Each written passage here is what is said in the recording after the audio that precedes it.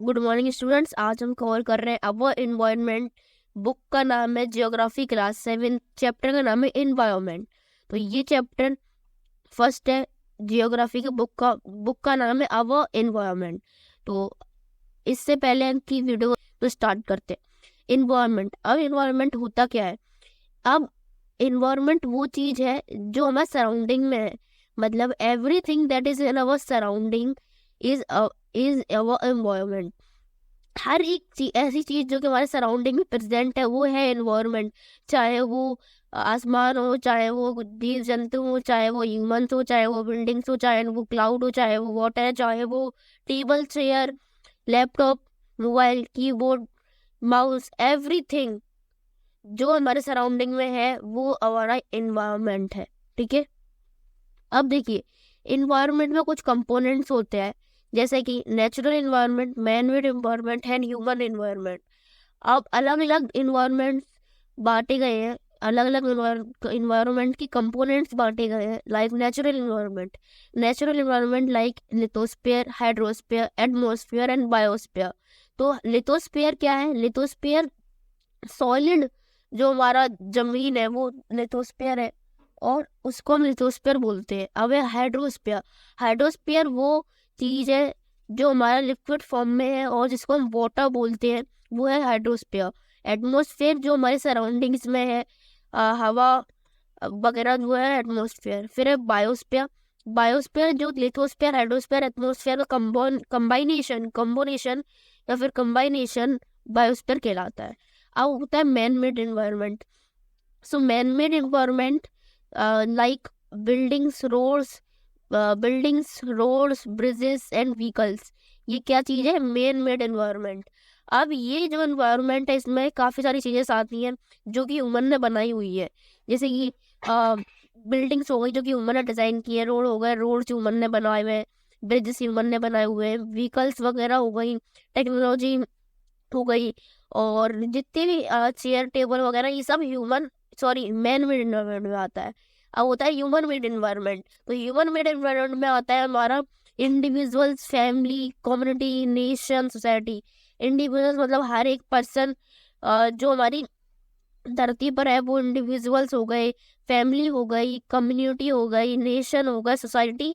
ये सब किस में आते हैं? ह्यूमन इन्वायरमेंट में। ठीक है, जो कि ह्यूमन की मदद से बने हुए हैं। और एक चीज होता है मैन मेड एनवायरनमेंट जो कि मैन ने बनाए हैं, और एक ह्यूमन एनवायरनमेंट जो कि ह्यूमन की मदद से बने हैं। ठीक है, अब होता है लिथोस्फीयर। देखिए लिथोस्फीयर क्या चीज है? Solid top layer of the earth crust is known as lithosphere. मतलब जो सॉलिड क्रस्ट है, अर्थ की जो सॉलिड क्रस्ट है, मतलब सिंपल भाषा में समझे, ये जमीन जो है, ये पूरे में फैली हुई है, हर जगह फैली हुई है, वो जमीन है, उसको हम सिंपल लिथोस्फीयर कहते हैं। All compromises of landforms such as mountain, plateaus and plains। मतलब ये सारे जो है माउंटेन्स हो गए, प्लेट्यूज हो गए, प्लेन्स हो गए, सबरी जो है लैंडफॉर्म जितना भी ये सारा लिथोस्फीयर है। और it is important for human beings as it provide land for human settlement, support of forest cover, contain the rich soil of crops growing, provides mineral for various human activities. अब lithosphere उनको काफी सारी help करता है, like किस चीज में? Human की सेटलमेंट में, क्योंकि बिल्डिंग्स वगैरह किस जगह पर बनी हुई है? लिथोस्फीयर के ऊपर बनी हुई है, और जिस लिथोस्फीयर के ऊपर ही फॉरेस्ट ग्रो है, लिथोस्फीयर में ही सॉइल है जो कि हमारे प्लांट्स को ग्रो करती है, मतलब ग्रो होने में, मिनरल्स वगैरह में हेल्प करती है। और बाकी सारी जितनी भी एक्टिविटीज है, ह्यूमन एक्टिविटीज है, उसमें जो लिथोस्फीयर है वो काफी अच्छा रोल निभाती है। जो लिथोस्फीयर एक काफी इंपॉर्टेंट पार्ट है हमारा। अब नेक्स्ट है हाइड्रोस्फीयर। तो हाइड्रोस्फीयर क्या है? हाइड्रोस्फीयर मैंने बोला था वाटर है, तो the domain of the water is referred to as hydrosphere. मतलब simple form, water is hydrosphere. It compromise various sources of water and different types of water bodies like rivers, lake, sea, ocean, ETC, rain water वगैरह। ये सारा जो है क्या है? Hydrosphere में count होगा। लाइक रिवर हो गई, लेक हो गया, सीज हो गई, ओशियन, रेन वाटर, ये सब किस में काउंट होगा? हाइड्रोस्फीयर में। और ये जो हाइड्रोस्फीयर है काफी ज्यादा एसेंशियल है क्योंकि सारे लिविंग ऑर्गेनिजम्स के लिए, क्योंकि जो हाइड्रोस्फीयर है उसमें वाटर है, तो बिना वाटर की लाइफ है ही नहीं है। तो सबसे ज्यादा इंपॉर्टेंट चीज हमारा हाइड्रोस्फीयर है। अब है एटमोस्फियर। एटमोस्फियर जो है वो लाइक हमारी सराउंडिंग्स के ऊपर, मतलब जो हमारे क्लाउड हो गया, हमारी अर्थ की जो एयर की लेयर है, थिन लेयर ऑफ एयर, वो हमारा एटमॉस्फेयर है।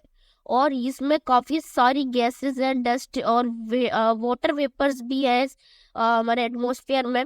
और the changes in atmosphere produce changes in the weather and climate. अब एटमॉस्फेयर में कोई भी चेंजेस होता है तो वो चेंज हमारे वेदर में भी और क्लाइमेट में भी होता है। ये था हमारा एटमॉस्फेयर। अब लास्ट हमारा बचेगा बायोस्फीयर। तो बायोस्फीयर क्या चीज है? Plant and animals kingdom together make a biosphere और लिविंग वर्ल्ड। प्लांट और एनिमल्स मिलके एक बायोस्फीयर बनाते हैं। प्लांट और एनिमल का किंगडम मिलके एक बायोस्फीयर कहलाता है।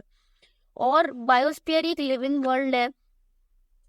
It is a narrow zone of earth where land, water, air intersect with each other to support life. अब एक नैरो जोन है अर्थ का जहाँ पे लैंड, वाटर, एयर इंटरसेक्ट करते हैं लाइफ को सपोर्ट करने के लिए। मैंने स्टार्टिंग में बोला था इन तीनों को कंबाइन या फिर इन तीनों कॉम्बिनेशन मिलके बनाता है हमारा biosphere. This is the zone that makes earth a unique planet because of existence of life. क्योंकि यही चीज है जो हमारे प्लेनेट को सबसे यूनिक बना देती है, क्योंकि हमारे प्लेनेट पर लाइफ का सपोर्ट है। तो नेक्स्ट है हमारा इकोसिस्टम। अब इकोसिस्टम देखिए क्या है। All plants, animals and human beings depend on their immediate surroundings. Often they are also independent on each other. अब इकोसिस्टम क्या होता है?